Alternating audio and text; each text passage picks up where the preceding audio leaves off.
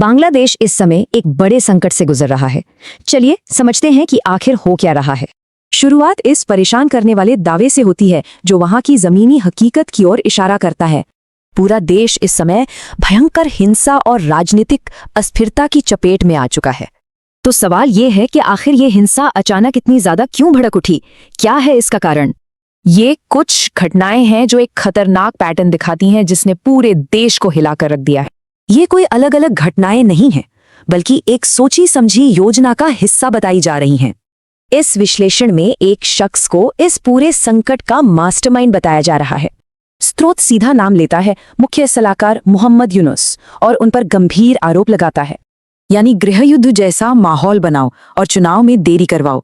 ये है कथित रणनीति। और ये सिर्फ बांग्लादेश का अंदरूनी मामला नहीं, इसे एक बड़े भू राजनीतिक खेल का हिस्सा भी बताया जा रहा है। सोर्स के मुताबिक चीन की रणनीति है भारत को दोनों तरफ से, यानी पश्चिम और पूर्व से घेरना।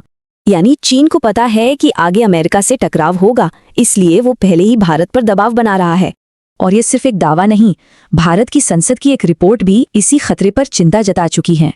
तो इस कथित खतरे से निपटने के लिए भारत के पास दो रास्ते बताए गए हैं। पहला कूटनीतिक दबाव और दूसरा सैन्य तैयारी, यानी दोनों मोर्चों पर एक साथ एक्शन। तो पहला कदम है दुनिया भर में दबाव बनाना ताकि बांग्लादेश में निष्पक्ष चुनाव हो सके। दूसरा कदम है सेना को तैयार रखना, ईस्टर्न कमांड को हाई अलर्ट पर, ताकि सीमा सुरक्षित रहे। ईस्टर्न कमांड को हाई अलर्ट पर रखना ये भारत की तरफ से एक बहुत बड़ा सैन्य संकेत होगा। और इस सैन्य दबाव का लक्ष्य साफ है, अस्थिरता फैलाने की कोशिशों को रोकना। लेकिन आखिर में सवाल यही है, जब एक देश ने आग लगती है तो इस बर्बादी से फायदा किसका होता है?